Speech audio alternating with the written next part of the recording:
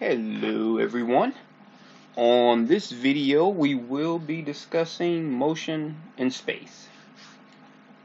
Okay, so starting off,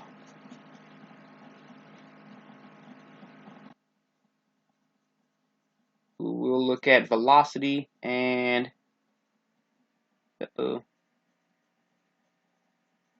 acceleration. Let me clean up that C a little bit. There we go. Okay, so let's say if F, G, and H are twice differentiable functions.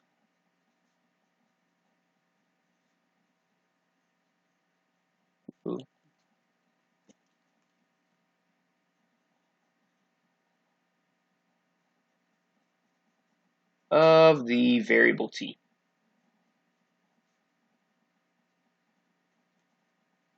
And our vector is a vector valued function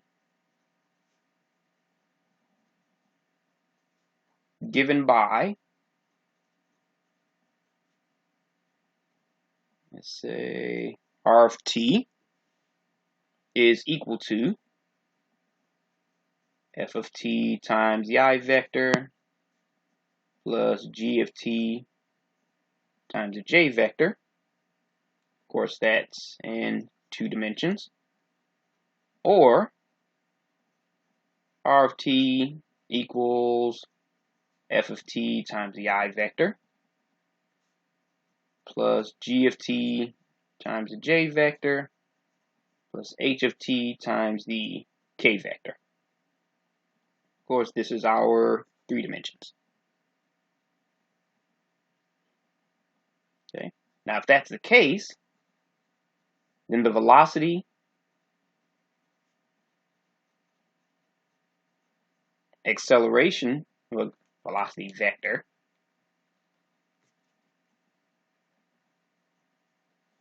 acceleration vector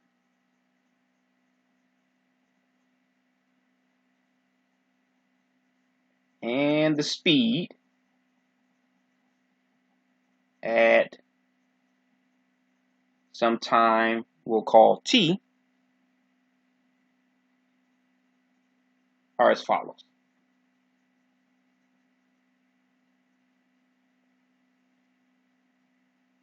Okay, so your velocity vector, that's equal to v of t, which is actually just your first derivative. Okay, now your acceleration vector,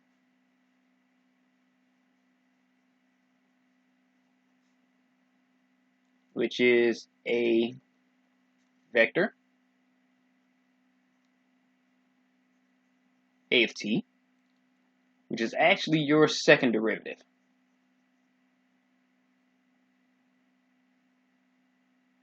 Okay, and also it's the acceleration vector is also equal to the first derivative of the velocity vector.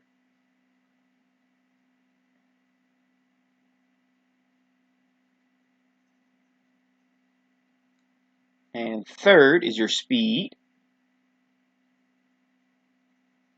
which is equal to the magnitude of your velocity vector. Or you could say it's the magnitude of your position, derivative of your position vector. Okay, now up here are your 2 position vectors.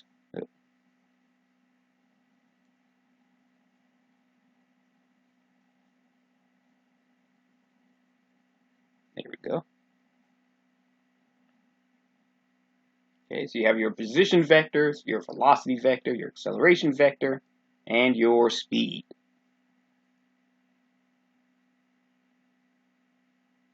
Okay. Now remember, this is actually just your magnitude, so it would be equal to square root of f prime of t squared plus g prime of t squared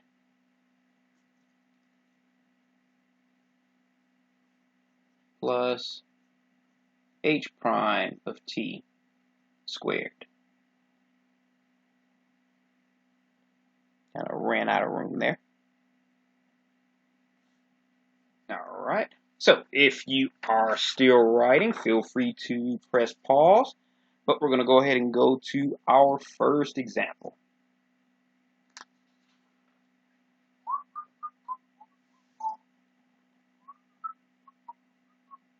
Okay, so let's say, for example, a particle moves along a circular path.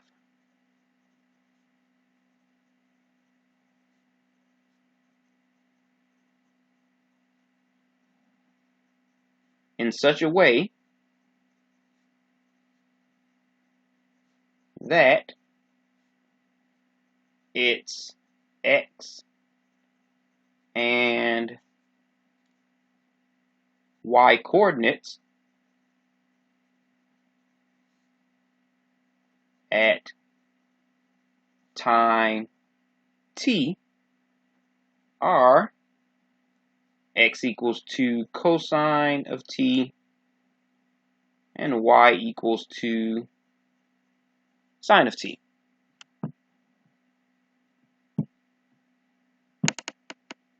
All right, so for question A, you want to find the instantaneous velocity and speed.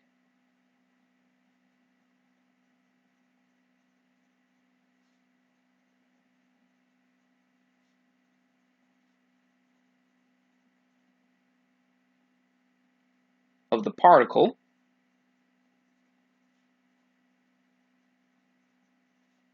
at the time t.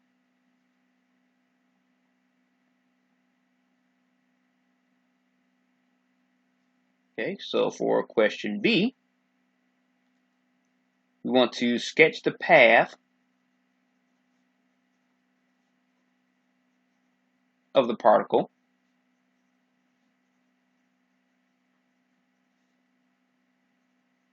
and show the position and velocity vectors.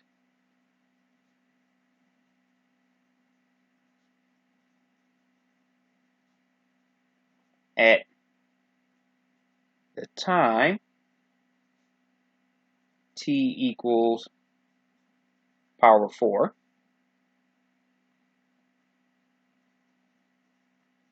where the velocity vector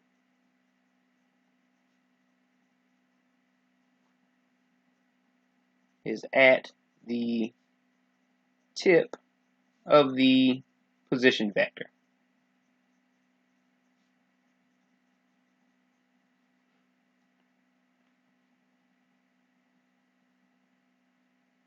Okay, and for problem C, or part C, we want to show the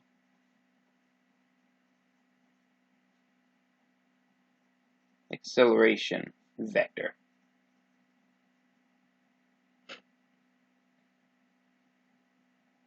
Okay, so to solve this, we're going to start with part A.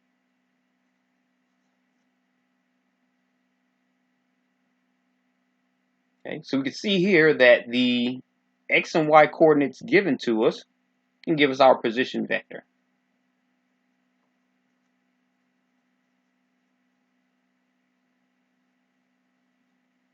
Okay, so that's r of t is equal to 2 cosine of t times the I vector plus 2 sine of t times your j vector.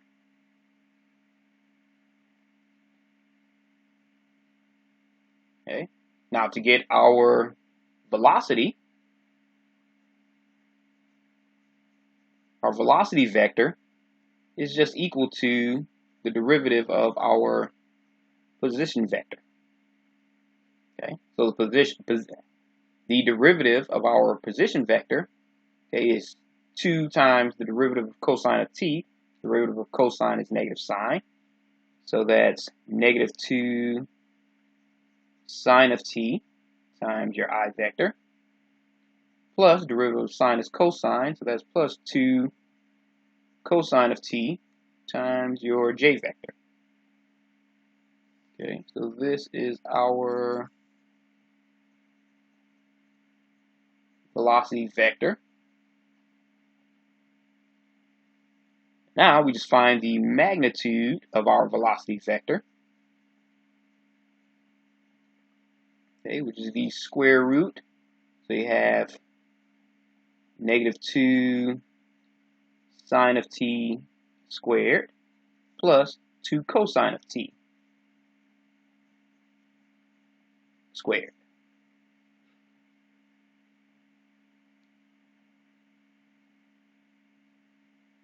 Okay, so you have 4 sine t squared plus 4 cosine of t squared.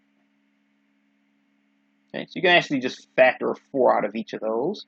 So I'm going to move that down here.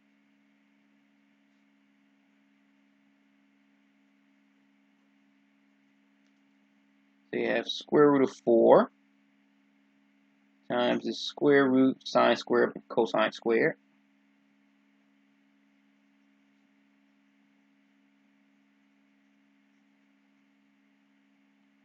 Okay, so we know sine squared plus cosine squared is equal to 1. Okay, and square root of 1 is 1, so that leaves us with square root of 4, which is just 2. All right, so that gives us our speed, okay, which is 2. Okay, so we don't know if it's 2 miles per hour, 2 feet per second. We don't know. We just know that it's 2. All right. So there's not enough room on here to finish up problem B, so we'll continue this on the next page. Okay, so if you are still writing, feel free to press pause, but we're going to go ahead and continue this on the next page.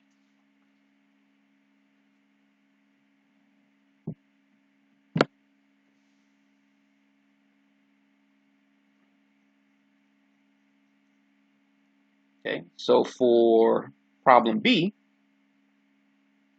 we have to draw, so we know that it's a circular path.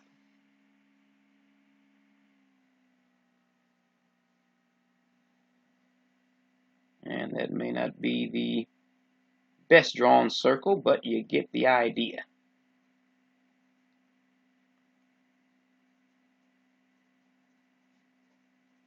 Circular path, and we know from A that it's of radius 2. Okay, we know that because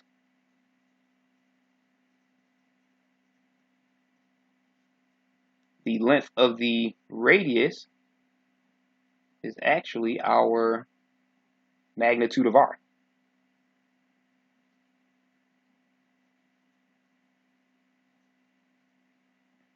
Okay, so the magnitude of R in this case is the magnitude of our vector, which is 2, our velocity vector, which is 2. Okay, so we know one of 2 things we have to find. Okay, we have to show our position and velocity vectors. Okay, so we know that R of t equals 2 cosine of t I plus 2 sine of t j. So at pi over 4, R of pi over 4 is equal to 2 cosine pi over 4 plus 2 sine pi over 4j. All right, so we know that 2 times square root of 2 over 2 times the I vector plus 2 times square root of 2 over 2 times your j vector. Of course, the 2's cancel out. So that's going to equal square root of 2i plus square root of 2j. Or you can just write that as square root of 2 square root of 2, which is your position vector at pi over 4.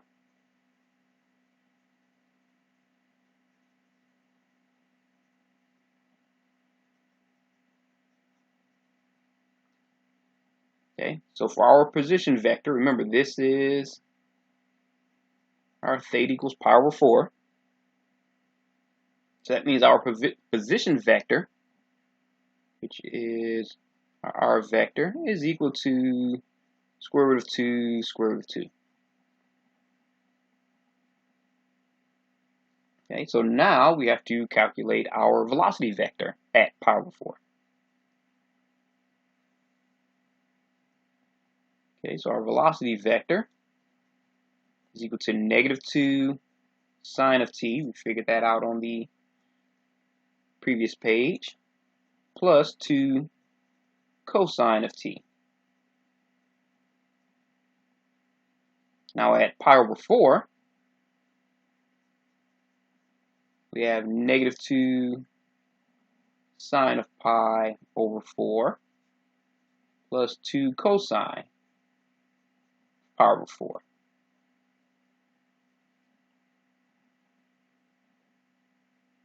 All right. So once again, we have negative 2 and square root of 2 over 2. Why did I put t there? And that should have been I. Here we go. Okay, times the I vector plus 2 times square root of 2 over 2 times your j vector. Okay, so once again, the 2's cancel out. So we're left with negative square root of 2i plus square root of 2j, or just the vector negative square root of 2 square root of 2.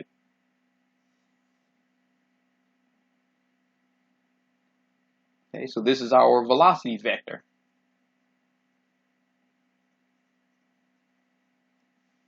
at t equals pi over 4.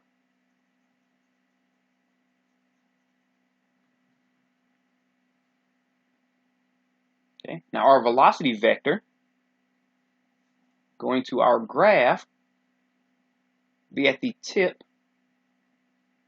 Let me move this y out of the way. There we go. Will be at the tip of our position vector.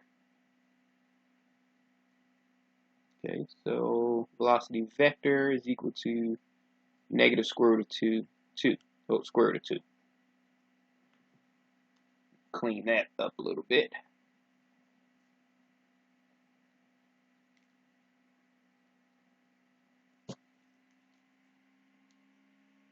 There we go. Okay, so we have our graph and we have our position and velocity vectors.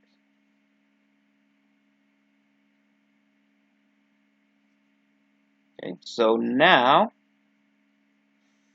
for problem C, our acceleration vector.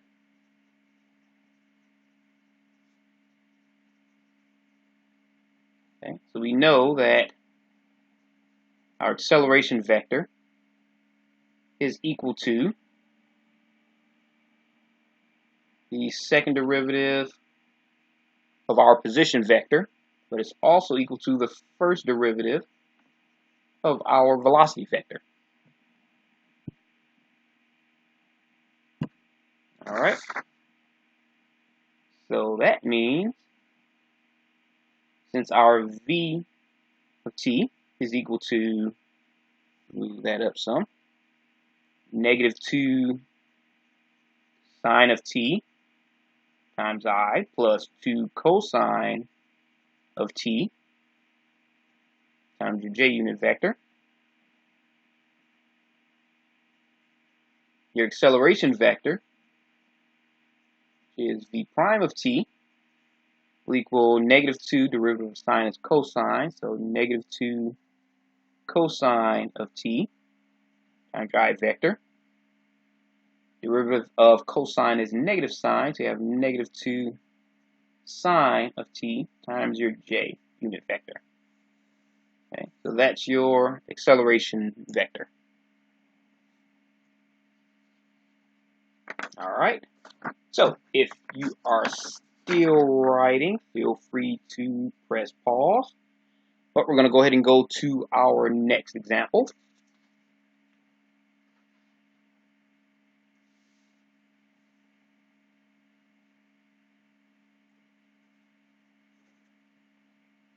Okay, so what if we have, let's say, a particle moves through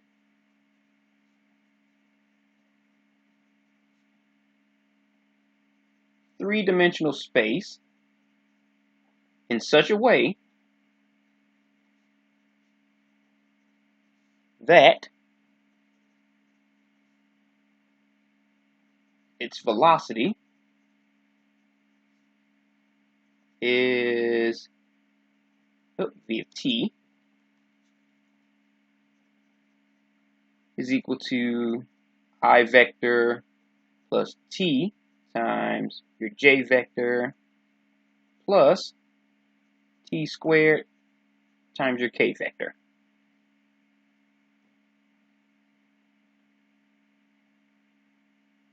All right. So what if we wanted to find the coordinates of the particle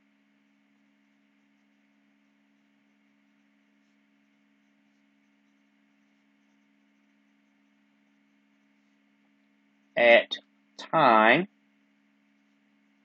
t equals 1, given, this is the tricky part, that the particle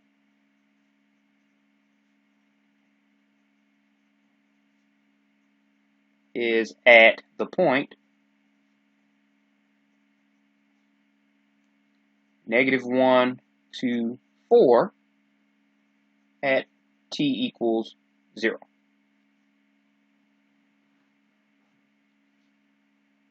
Okay, so this is the key here.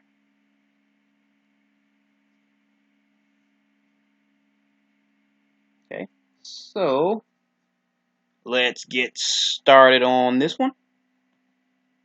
Okay, now before we get started, just a quick note. Okay, now if you remember, our position vector r of t, that's equal to the integral of the derivative.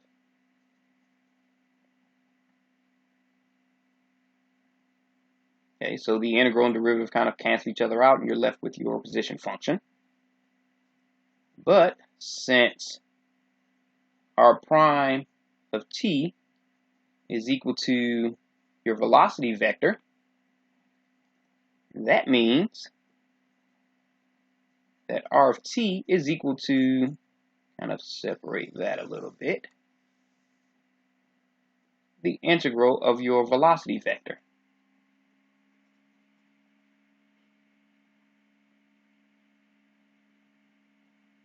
Okay, so that really comes down to the integral of your velocity vector, which is I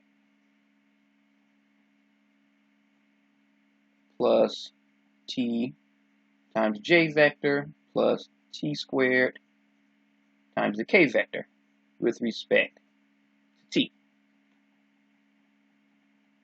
Okay, so if we integrate each term separately, that's going to equal the integral of I with respect to t plus the integral of t j with respect to t plus the integral of t squared times the k vector with respect to t. Okay, so that means that our position function is equal to the integral of I is just t times I, since I is treated kind of like a constant. You can move that out to the front. So you have t times I vector plus derivative of the integral rather of t is 1/2 t squared times your j vector. And that's plus the integral of t squared is 1/3 t to the third times your k vector plus c. So if you had a plus c1, plus c2, plus c3, they all add together to give you your c. Okay, now this is where the plus c is very important. Okay, so if you ever wondered why your calc teachers jumped on you about the plus c, this is it. This is the reason why, because the plus c here kind of covers your initial position. Okay, so what you have to do now, since you know your initial point at t equals 0, or your initial position, is you have to find what is that plus c, what's the value of that plus c. Okay, so we know that since the particle is at the point -1 to 4 when t is equal to 0, then that's basically saying that our position vector at 0 is equal to -1 to 4. Or, if you want to write it as a linear combination, our position vector at 0 is equal to -I unit vector plus 2 times the j unit vector plus 4 times your k unit vector. Okay, which sort of raises a dilemma, because if you remember, you notice that our position vector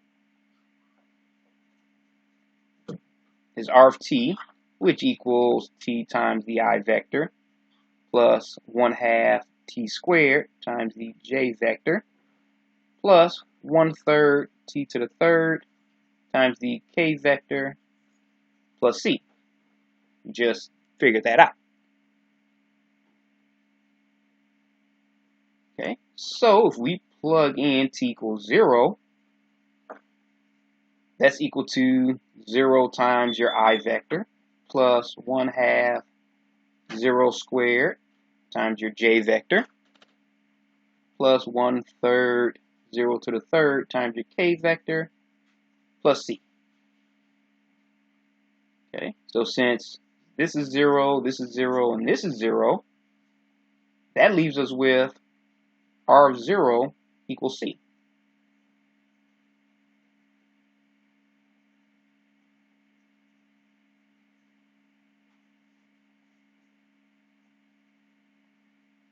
Okay, so looking at those two, if r of 0 is equal to -I plus 2j plus 4k, and r of 0 is also equal to c, then that means c is equal to -I plus 2j plus 4k. Okay, so that means that c is equal to -I vector plus 2 times the j vector plus 4 times the k vector. Okay, so we're running out of room on this page. So if you are still writing, feel free to press pause. But we're going to go ahead and finish this up on the next page.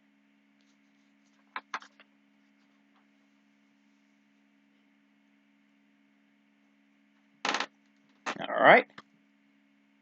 So since we know that C is equal to negative I plus 2j plus 4k vector, that means that our R of t equals ti vector plus 1/2 t squared j vector plus 1/3 t to the third k vector plus c becomes R of t equals t times the I vector plus 1/2 t squared j vector plus 1/3 t to the third times the k vector plus, this is now our c. So instead of plus, that's going to be minus I vector plus 2 times the j vector plus 4 times the k vector. Okay, so that's how we find the vector value for c. So all we have to do now is combine all of our unit vectors. So you have I here and I here. So you have t minus 1i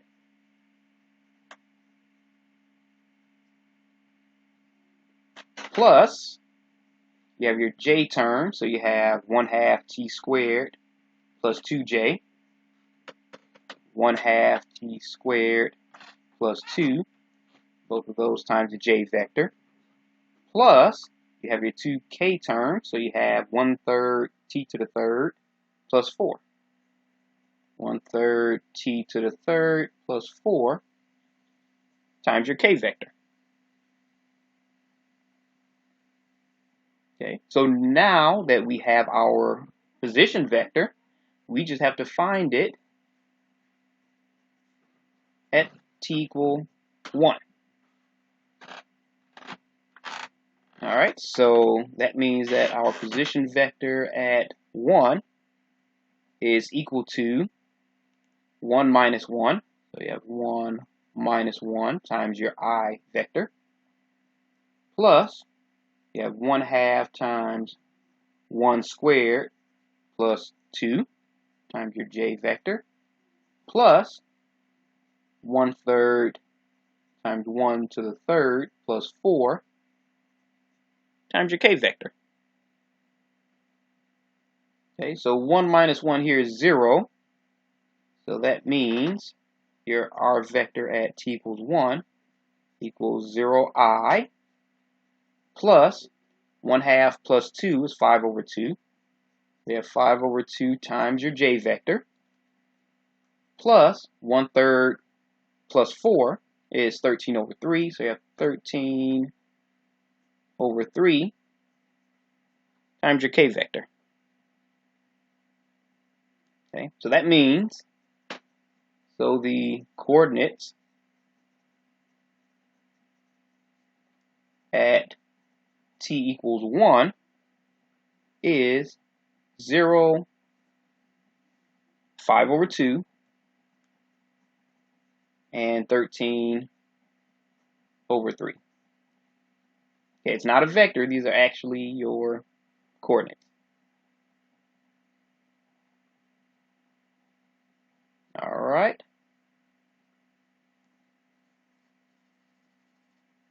So, hopefully this video made sense, and I will see you on the next video.